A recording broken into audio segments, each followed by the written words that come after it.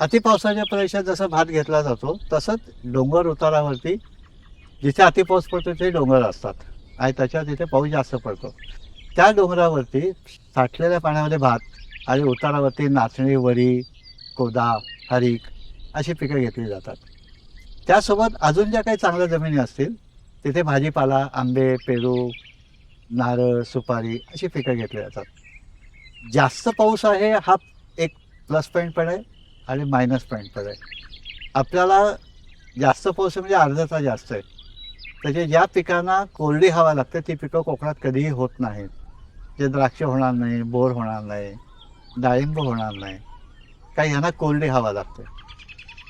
इथे कोकणामध्ये ह्युमिडिटी आणि पाऊस, हे आर्द्रता आणि पाणी हे मोठ्या प्रमाणात त्या त्या ऋतूमध्ये असतं, म्हणून त्या समस्या येतात.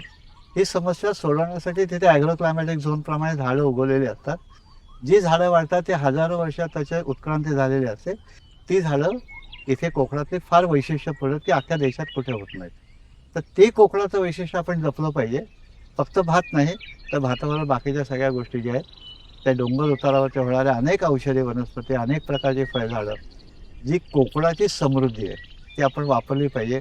तशी लागवड करून आपल्या जीवनामध्ये समृद्धी आणली पाहिजे.